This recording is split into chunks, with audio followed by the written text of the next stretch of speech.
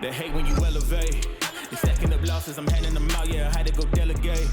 It feel like I'm floating, I'm lost in the moment, I swear I could levitate. They never believed that I would really fly, I had to go demonstrate. Hello everybody, welcome back to another amazing episode of Express Yourself with Sbpres. I'm your host as always, Sbpres, and just want to say thank you again for tuning in. Without you, none of this is possible. And again, I am adding new segments to this because it's all about evolving and being better. So again, my expression of the week is open. Be open with yourself because allow others people to be open with you. You know, if you're closed off, no one really gets a real feel of who you are, and you're actually stunting your own growth by not learning you to learn others. Be open with other people so then they can be open with you, which takes me into my opener, because if this person wasn't open, this wouldn't have even happened. So I appreciate you for even allowing this to happen. But before we make that happen, let's go ahead and say she's an amazing actress, writer, and just an amazing individual. Ladies and gentlemen, let's give it up for Miss Katie K. Thank you, Preston. No, thank you. And just like I said, me being who I am allowed you to be like, okay, this guy's cool and stuff like that. And that's how we got to this point. And I'm just so grateful and thankful for you being here. Absolutely. No, I'm grateful for you because you're giving me the opportunity to show myself as who I authentically am instead of just being like a mysterious social media figure. It's nice to come on and talk about the journey and the ups and the downs and just be real with people. Right. Give people trials and tribulations because we could be inspiring the Absolutely. next up-and-comer. Or there could be a person that's going through these trials and tribulations that, you know, hit a wall or plateau and they're like, you know what? She inspired me to get over that hump. So that's what we're for sure going to do, because we're not trying. Trying is a state of mind, doing is a state of action. So that's what we're doing today. Absolutely. All right. So let's start off with letting the viewers and listeners know exactly where you're originally from, and then we'll get into your family upbringing. Yeah, sure. So I was born in Knoxville, Tennessee, but I only lived there for 2 years. Okay. And then I spent most of my childhood up until I graduated high school right outside of Philadelphia, Pennsylvania, in this small town called Lansdale. And then when I turned 18, my parents moved to Boston. Okay. I'm a Yankees fan, so. Ouch. So yeah, originally from PA. I mean, that's like I would call that my hometown just because I spent most of my life there. And then when I was 18, I traveled a bit. Like I lived in New York, I lived in Hong Kong. And then I eventually moved to LA because I really wanted to do this entertainment thing. And I just knew that this was the place I had to be. I felt drawn to live here. And here we are. Completely. Love the introduction to your story because we're going to break it down a lot of ways. But let's go ahead and talk about your family upbringing. You know, how was your upbringing with your parents, and do you have any siblings? Yeah, I'm very close with my parents. Honestly, like they're the two people I'm the most grateful for in this lifetime that I have them. Without their support, I would not be where I am today. So shout out mom and dad. That's right. You know, I have an older brother. He's got about 10 years on me. He's like 30-ish. Okay. So don't make fun of don't make fun of people in their dirty 30s. I'm not. He has a kid, very cute little boy. And he actually lives. Auntie. I'm an auntie, yeah. So, and he lives in Germany. So, oh wow. Yeah, it's crazy. I mean, I feel like my family's very international. A lot of my family also lives in Switzerland. So, yeah, I feel like that, but that kind of gave me my independence because my family's all over. I never had like a lot of family in one place. So I feel like I've always been this person who's not afraid to go out by myself and travel and do things. Okay, you can definitely do the nomad life. Nomad life. Going, that what was that Mad Max type of lifestyle? Just go without caring. Absolutely. like when I lived in Hong Kong, I moved there by myself. Like I didn't know anybody there. I was there for 6 months and it was a totally new country for me. I loved it. And I think it's all about like sitting with your fear and not being afraid of your own fear, just conquering it and going for it. And with you living in Hong Kong, did you actually take on understanding the language and the culture before you moved there? Or did you learn as you went, as you got there? I think more or less like I learned as I went, especially with the language. Like they speak Cantonese there, so I took a class in Cantonese. And I think the culture in Hong Kong is just so beautiful. It's a beautiful country, and I got to travel around a lot there. So I went to like Japan and Thailand and South Korea, Malaysia, Singapore. Jeez. Dang, her passport is stamped My up. passport is very stamped tattooed. up. You know, and I think that gave me this like experience and like expansion of my mind that helps me a lot with my art, because I got to see the world in like a short amount of time. But I think that I draw from that a lot. Right, and then it also adds to your versatility in life. Absolutely. You know, getting different perspectives, it gives you a mindset of things. So Yes. going into that mindset, when did you first discover that acting was your thing? Oh my God, I love this question because I love acting. So I did like a bit of theater in high school, middle school. But mainly I discovered my technical break. So I fell in love with acting when I was cast in a short film. So I was like working as a model in New York, and then I was cast in a short film. And it was very random. I never picked up like a film script before. And the director was like, okay, now like you're gonna pretend that these things are happening, like your husband or boyfriend falls to the floor and you want to be really distraught. And I'd like never really done that before, and I felt like it very natural for me to tap into those emotions. And it was like a very exhilarating feeling, and I was like, this is what I need to do. Like, this is what I need to do. And I never felt that way about any one academic subject until I discovered acting, and then I was like, oh my gosh, like this is gonna be my life. Your story sounds very similar to the mastermind behind the scenes. You know, he has some amazing acting chops himself, and he discovered those in drama. And, you know, it's a great place to start. You know, starting there and then being able to evolve over time, and I still have a huge passion for that. Yes, it's like I feel almost called to do it, like called, you know, like spiritually, like I need to do this thing, and it doesn't matter how hard it is or how many obstacles there are on this path, like this is it for me. And I've known that for like, you know, 4 years now. Oh, hearing you and seeing you say it, it's very you got it. Yeah, I got it. I know it, you know. Yeah, no, right on the head for sure. She convinced me for sure. Good. But not even just with what you're saying now, I was able to see your work. I admire it. It's amazing. Thank you. And your work shows the passion and the drive that you have for this, and why you've come across the success that you have. Again, it's all about that. How was it after, I guess, understanding that acting was your thing in high school? How was it when you got out of high school and taking on that venture in life? You know, I think I actually tried to go to a traditional university for a sec. Yes. And I didn't connect with it. So I was in this school in Delaware, and instead of, you know, being on campus a lot, I would literally just take my car and drive to New York City every weekend. And I was like, okay, if I'm doing this, like I need to be somewhere else. And I've known since I was a kid that I wanted to do some sort of performing. Like when I was in elementary school, middle school, I was also a competitive figure skater. And I feel very comfortable like performing. I love it, you know. And I felt very stifled in a traditional university. I was just like, there's like more that I need to be doing than being here. And there's nothing wrong with going to university. I just knew that it wasn't for me. It's like fitting a square in a circle. It just doesn't. And it's nothing wrong with it. That's why they create so many different shapes, because there's different ways of finding your passion and your path in life. Right. So I just try to get my Rubik's Cube in sequence. Yeah, like we all have our callings. The world needs the doctors and the lawyers and the businessmen. Like we need everyone. So you just have to listen to your heart and what authentically you're drawn to and good at, and go for that. And completely you'll true. be successful, yeah. And also versatility. But one things that I did want to elaborate on as well is you're not just an actress. You're also write. So can we talk about that, aspect of it, and how hard it is to really come up with something from scratch, or how hard it is to create something off of ideas someone gives you?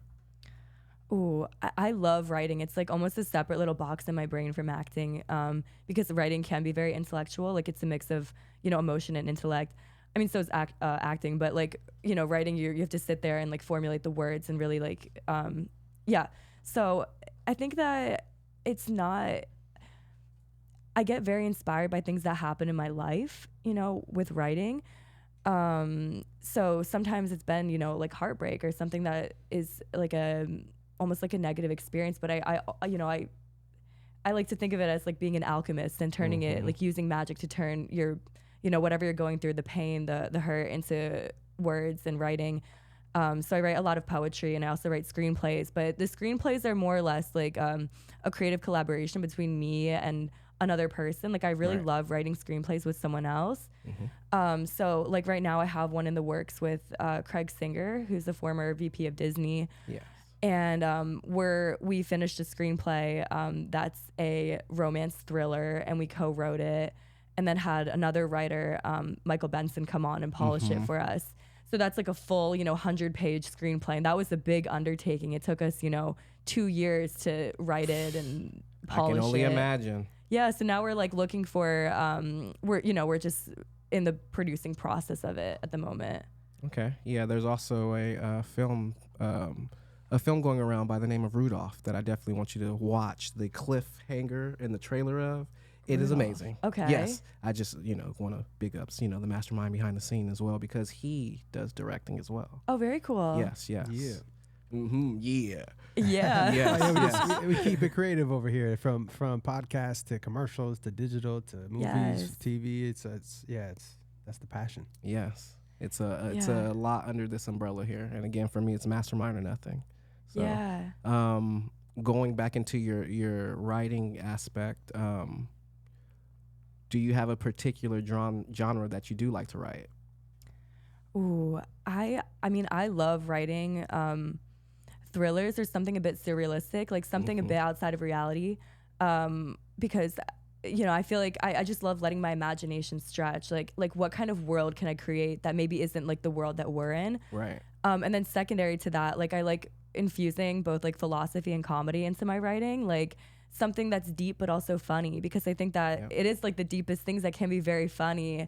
And I think it's so important to like make light and like turn anything into having a bit of humor to it. So I agree. I think there needs to be light at the end of all tunnels, whether it's a very dark one or not. Yeah. But yeah, I think in a lot of aspects, a sense of humor needs to be added on to the suspense, to the drama, to the action and all that. Absolutely, because you're watching a movie and you need those like little breaks, like the comedic breaks. So yeah, and I like writing about like deeper topics. Like another script I'm working on right now has to do with like there's 3 characters. So there's like a kid, someone in their 20s, and then someone in their 80s. So it's very much about like age and acceptance and how to keep your inner child alive, and I like writing about those kinds of things too. I'm a big like inner child proponent. I see. Yeah. Hey, nothing wrong. I'm an anime guy over here. Yeah, so see, like there's a lot of stuff over here, going on that agrees with what you got going on. Yes. It's funny. I was Misa for Halloween. So wow. We're gonna have to get a behind the scenes picture of that somewhere. Absolutely. For sure. It. So that's the writing aspect that you take on with this. Let's go back into the acting. Is there a specific genre that you just it's you, that's your calling, that's the it for you? What genre would you say that be? Not to box you in, but just to say, hey, you get one genre to pick to act out for the rest of your acting career. What would it be? Like a romantic thriller. Okay. Yeah, probably. I mean, I feel like that's the bulk of the work I've done so far, and I feel very comfortable there. But I would love to have those characters also, like I said, have comedic moments. Because I think, recently I've had some friends of mine and people be like, Katie, like, like you can do comedy. And I never thought of myself as doing comedy, but now I'm like, okay, like, let me see if I can try that or infuse some comedy into my work. And I've had a lot of fun with that too. Yeah, adding more versatility to it, because I like I said, I've been seeing your acting chops. Thank you. Amazing. Thank you. I love playing characters. Like one of my favorite was I played a robot, and then I played like recently I've gotten to like audition for some like real life people like in biopics, and I think that would be really cool. Like I don't think I'd want to play the same character. Like I want to do a lot of things, a lot of characters, and go to like a lot of different places, from like lighthearted, maybe like a rom-com, to like a horror thriller, and just stretch myself. Yeah. I think you'd be amazing in all of them. Thank you. Seriously. Guys, look up her stuff. We'll get all that up so you can know where to find her and everything at the end of this. But we're still in the the meat and potatoes. The meat and potatoes, yes. So I definitely want to pivot into this because you've been hitting a few nails on the head on my behind the scenes stuff, Mm-hmm. my blast from the past. So Mark, let's go ahead and pivot into that. And I would definitely stop saying that too. Right. Here we go. 3, 2, 1. First thing come to mind. Yes. That's me. You kept As a figure speaking up skater. on things. I was like, yes, I did my homework. Yes. Oh my gosh. Yes, I was a figure skater for so long. I started when I was 3 years old. Mm-hmm. And I only stopped when I was like 18, but I still want to go occasionally. It's a sport that's very difficult on your body, just the physics of it. You're landing and it's all your body weight. So I think that's the reason I'm just more careful now, especially with acting. Like you have to take care of your body and your face and everything. Completely. But It's your bread and butter. Right. But I love figure skating. It's a great sport. It's great for focus, and I think it really taught me work ethic. Like since I was like young, I always worked hard at everything I did. So I think that it comes from that discipline. Mm-hmm. Yeah, I see that for sure. You got to be disciplined on those things because they're this thin. Yeah. And you're this close from falling on your ass. So yeah. Absolutely. You know, I think another reason I stepped away from skating though too was like just I think body image stuff. Like when I was younger, I think I really pressured myself to be like very, very thin, and it became very negative in my mind. So I had to like step away and develop a healthier relationship with food and body image, and that's why like now I think I have that balance where I like eat very healthy and I work out, but I don't restrict myself. Like You shouldn't. Yeah. I believe in like health. Health is wealth. Like don't overdo it. So yeah. I eat a lot. So I'm the type of person like, my figure may not show it, but I don't show it because just twice as much as I eat, as much as I work out to maintain. Yeah, me too. So it's a thing. And for me, fitness isn't just a thing to do. It's a way of living. A way of living. Me too. Honestly, the other day I was like, I told my friend, I'm like, I have to go for my run after my self-tapes. It was like 10 p.m. And she's like, you can miss a day. I was like, I know I can miss a day, but like, I need to do this for my mind. Like it can be 10:30 p.m. and I'm going to go for that run, go to the gym. Maybe it's for 15 minutes. Who cares? Like, as long as you do it, like. Sometimes that day that you miss is that day the breakthrough. Absolutely, yeah. To persevere over whatever was holding you back or whatever, or to hit a personal PR or something, Right. I'm like a big believer in like just showing up. Like you have. It's okay if it's not your best day. Like it's that's fine. The first point of it, showing up. Yeah. The rest will get going as you get going, but the first part is you showing up for sure. Showing up and just doing your best, and that your best. What I'm learning is different every day. Completely. It's different, and that's fine. Like be kind to yourself. Start your day off positive, ladies and gentlemen. Like I said, start off positive. Absolutely. All right, Mark, what else we got? Here we go. 3. I got plenty. 2, oh my gosh. 1. I'm so nervous. Really? I'm a little scared. I'm a little scared of this right here. So that's why, like, me and my friend Dylan Crow, who's a director, and some other people, we made a Halloween fan film like 3-4 years ago.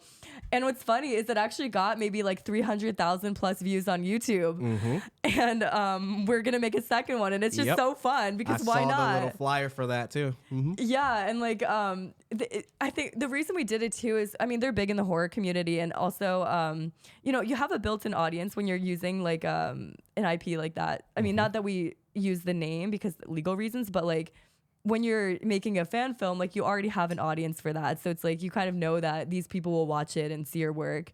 And Dylan is extremely talented. Like Dylan, if you're listening to this, I respect you so much. He's a very talented director. Yeah, and like I think working in horror can be really fun because I'm sure you stretch yourself. Like you can go to these crazy like emotional places that you don't get to in other stuff. So I do love working in horror. There was a certain picture that I had to add to this that showed a lot of that. It was a lot of gore and blood and stuff, but because there's a lot of kids that watch, I wanted to keep it a little PG. Oh yeah. Not for the kids. Yeah. It's so funny because sometimes I'll do something and then like my little cousins and they'll ask me, Katie, can I watch it? I'm like, no. No, because I don't feel like holding your hand or turning off lights in the middle of the night because you couldn't go to sleep. Right. I was one of those kids. Exactly. I'm like, I'm so sorry, but like so much of my work you can't watch until you're like 18. For real. What else we got, Mark? All right, here we go. 3, 2, 1.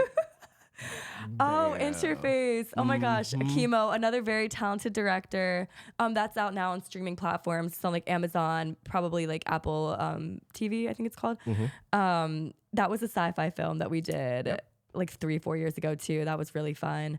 Pre-pandemic. So these are like my pre-pandemic things that I did. And I played like one of the sisters in that. So it was really fun. It was a cool project. No, and I'm pretty sure coming across those personalities was able to kind of like shape and mold yours for the film too. Absolutely. Yeah, absolutely. Yeah, and I think, yeah, it's funny because I've done a lot of genre films now that you're like bringing it up, like horror, sci-fi. It's really fun. You're going to literally different worlds. Like, it's like imagine the world if like time was happening in like this sort of way, and this thing is on the wall and it's not supposed to be there, almost like Stranger Things. And that's just really fun because you're really stretching your imagination. You're seeing things that are beyond like what you're just seeing. Like you have to really imagine things Completely, and then it's also showing the chapters of your journey. Yeah. So that's the main thing is like a lot of people, when I do throw up the blast from the past photos and stuff for them, they're like, dang, I didn't realize this, and dang, I didn't realize that. And it's like, I did. And here you go. Right. So, you forget where you've come from. Like you forget what you've done, and then you're just focused on like, your next project. But I think it's important to reflect like, oh, look at these things that I have done already, like in the past, and be proud of them and not just be like, okay, what's next always. Take time to admire your work. Yeah, I love that. Thank you. No problem at all. Mark, we got right. more work for her to admire. Oh my Go. gosh. 3, 2, 1. Boom. Elaborate, please. So that was fun. That was a soap opera that we shot 50 episodes of it in like a very, very fast amount of time. Robin was my co-star, very talented actor. And like 3 episodes a day, huh? It was crazy. We were shooting like very, very quickly. And that's on a streaming platform too.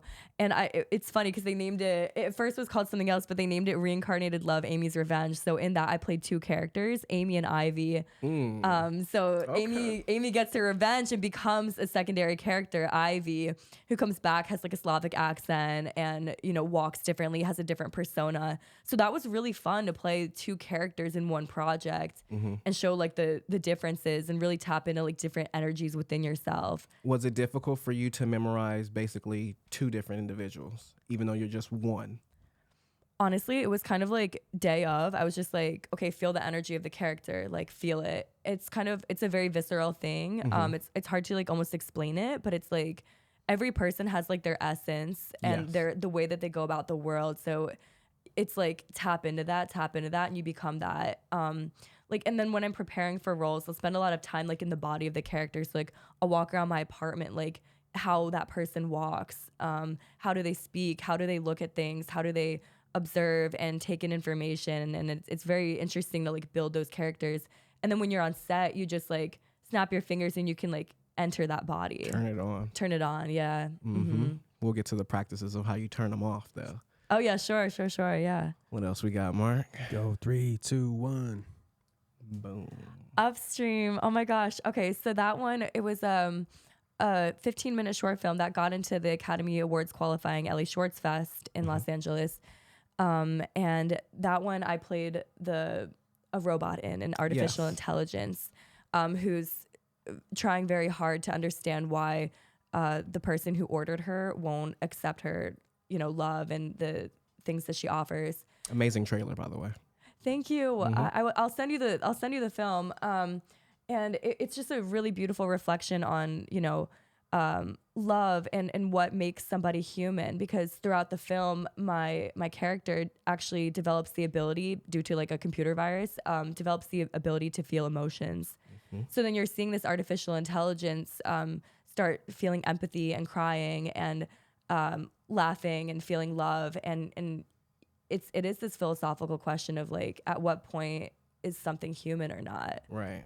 So it was a really fascinating project to work on, not just in terms of like building the character, but also questioning my beliefs about like the world and technology And where things are going. Right. It's like everyone's quickly to rush human beings out of jobs to put self-checkouts in, not realizing human beings are the ones with the empathy and sympathy. So if you're a couple cents short, a human being be like, okay, If it's a robot, it's going to be a problem because they're not going to allow you to pass until everything's complete. Right. I just got chills. Okay. I just watched this movie for anyone listening. It was very good. It's called The Beast. And it examines that too. Like, I think one of the settings in the movie is the year like 2044, I believe.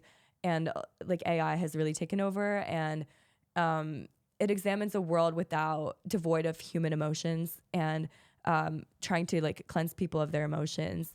And it's interesting because, you know, I think that as artists, we're very sensitive people. So I was watching that film and I was thinking to myself, like, you know, what would such a world be like? And you know, you see these characters, but then, you know, if you take away all your emotions, you lose the joy, you lose the love, you lose the empathy.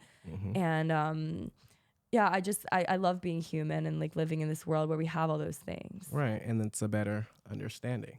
We understand each other, you know, even through our pain and through our sorrow. Like, that's how we connect. We connect through trials and tribulations. Absolutely. 9 times out of 10, it's probably something that I either went through and that you're going through, or vice versa. Yeah. So each one can teach one. And that's what this is all about. You know, I feel, honestly, the more that I live, the more that I see, like, we're all so much more alike than we are different. And there's, you know, it's just really important to have empathy and connect with people. And sometimes just a moment in time that we probably came across and gotten over, that a person still have the front wheels of their car over. They haven't got the back wheels of that speed bump over it yet. That's exactly. And that's why I'm doing more things like this, because I feel it's so important to speak about your journey and to not just be like a mysterious figure, like I said, but like someone who's a human and can like speak on these things and help people. And I feel really drawn to do that. And you get to express yourself. Express yourself. I love it. Yes, I love it. We got another one, Mark? Yeah, and this is the last one. Here we go. 3, 2, 1. Boom. Oh, okay. So a lot of best going on here. A lot of, you know, ribbons and awards and whatnot. So that was a film I did called Volatility. That one I played a girl who was trapped in an abusive relationship, and it becomes like a thriller where he's trying to kill her, literally. And it was that was an emotionally difficult project. Actually, this is a crazy story. Like right before shooting that film, I actually got into a car accident. So it was wild because like as we were shooting, I still felt like the physical pain of the car accident. And I think I got like really, really deep into that character because I felt like my own physical pain from the car accident. And then this girl like was being abused. So I think like getting out of that one was probably the hardest, just because I had the two things like happening at once, like shooting the movie and recovering from the accident. So yeah, but we, you know, the movie did well, and we're working on a feature film version of it. We have it written and we have a producer. So yeah, we're trying, you know, making it happen, making it Seriously. happen. But those are the kinds of roles where, like you said, it's important to how to step out of that, like how to, you know, emotionally like recharge yourself and bring your light back into your body after doing something very dark. And which allows me to pivot into my next question. My next question is this. Outside of the role that you just described, basically being into a car accident and coming to that, has there been any other roles that you have, you know, you performed in that was very relative to you at the time? Oh, that's a good question. It doesn't have to be at that particular time, just relative in life. In life. Okay, here's something. Like when I was shooting the robot film, right? So this like robot is questioning how to connect with people and why she can't connect with people, or why it's difficult for her to like have other people accept her love. And she's having these like struggles where she like isn't quite sure like how to define love.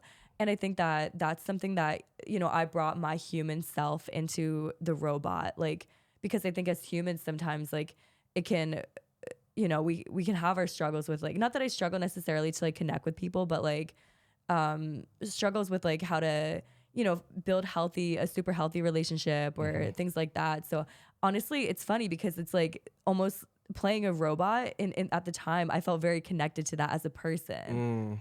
Because you're just going through the motions of things and not really feeling. It was kind of like, I think that it's hard to explain, you know, but I think that I was very, okay, here's a good way. So I was very, and I always have been very focused on like my career and working. And I think that I, kind of shut off the parts of me that are like maybe more like romantic or into like having a relationship.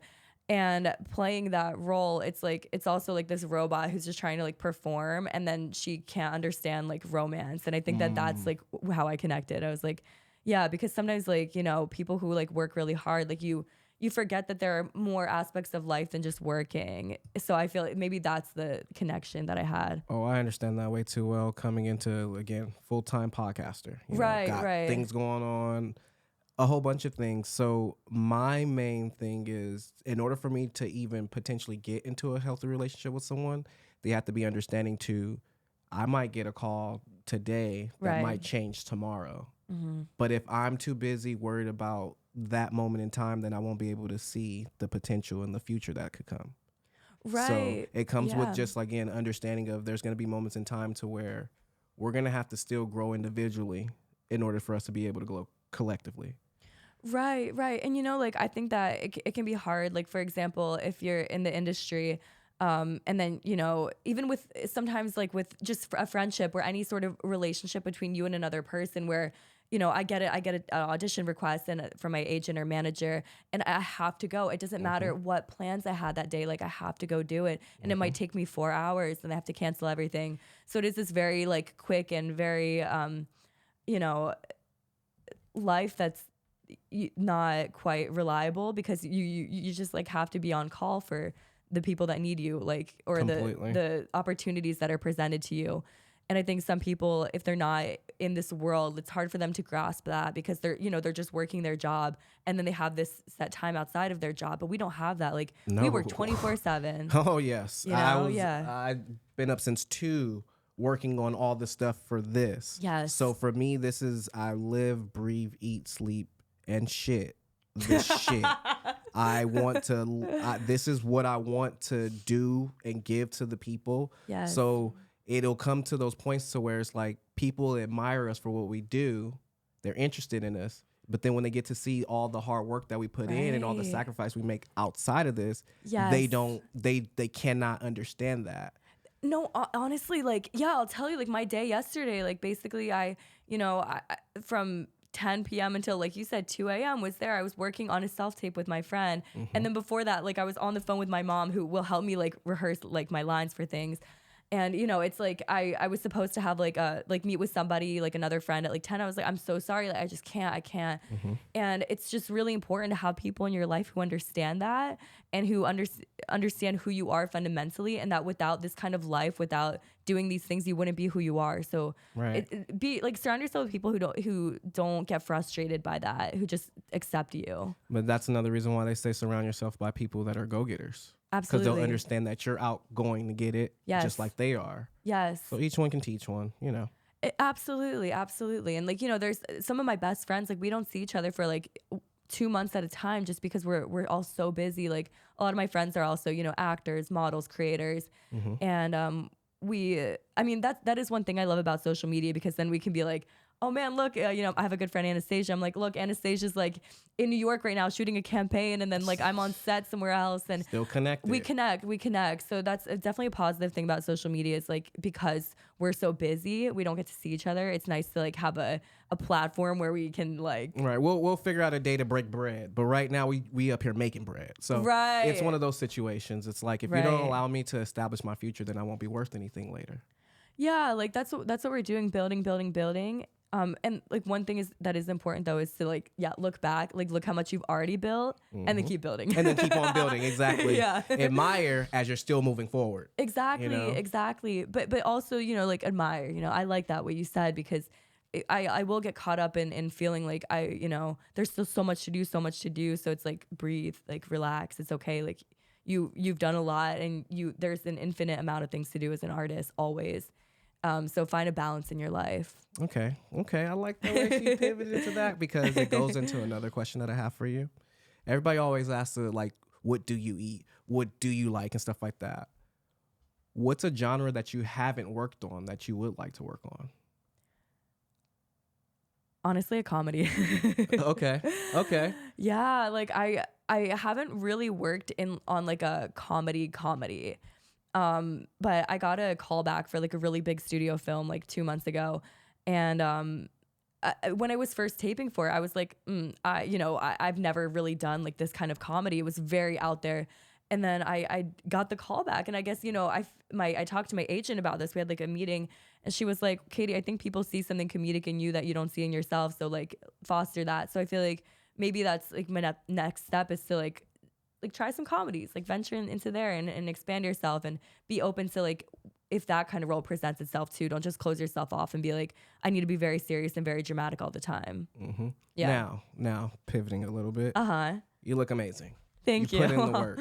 Can you elaborate and tell the people at home that are listening and watching how much work it actually takes off behind the scenes to keeping yourself in well shape?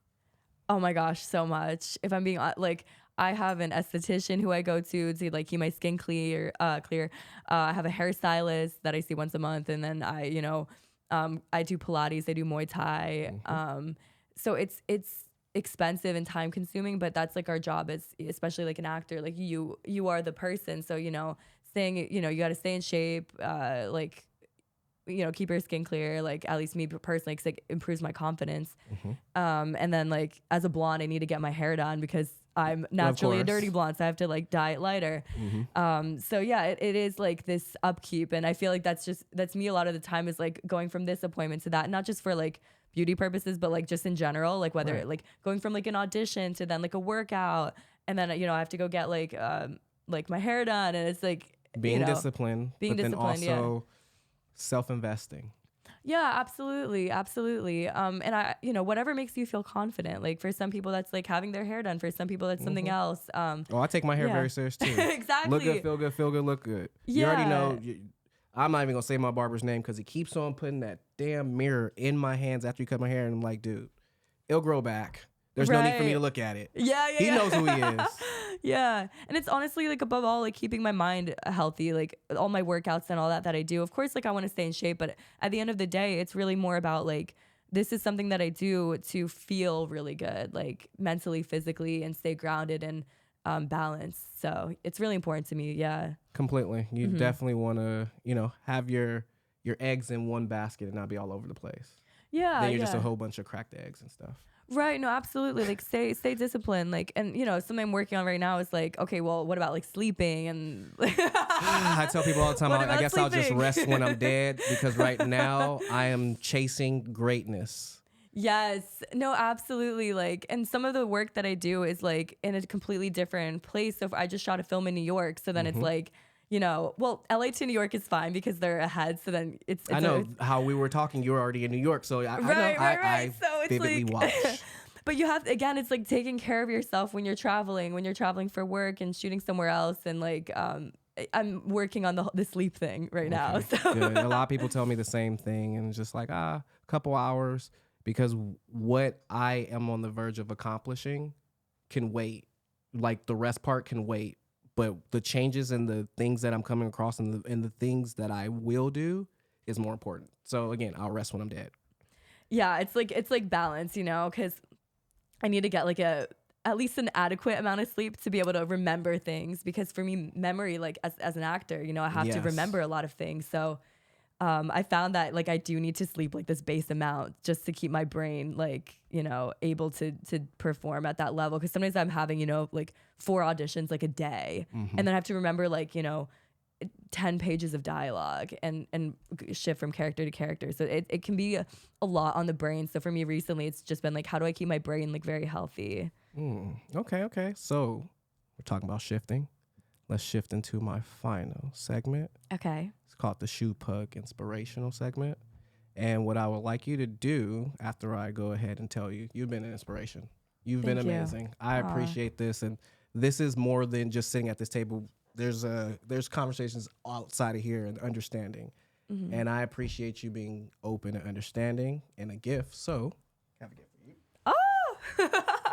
Latest and greatest Shoe Pug hoodie. Oh my gosh, I love it. Thank you so much. Shoe Pug socks. Oh, so cool. But again, I'm a gift giver, and I'm like thank Oprah you. on my own show. Your hands are full. But there you go. Some socks. Socks for you. Socks for you. Booyah.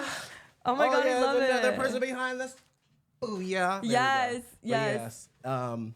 they're all about inspiring people to be great. And you know, to bring that out of other individuals as well.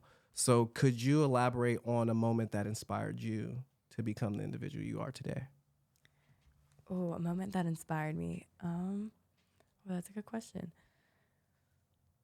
Honestly, just like seeing how hard my parents work, because they're from, my parents are originally from St. Petersburg, Russia.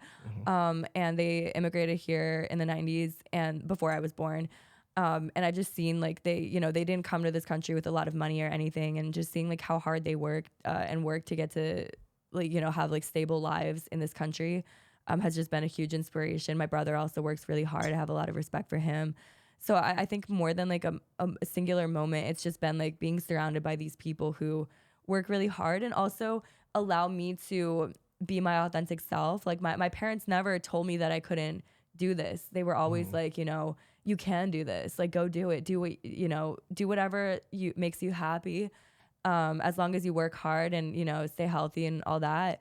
And I'm really grateful that I grew up in an environment that like allowed me to be a creative person, Right? You know, and weren't just like pushing me to do something I didn't want to do.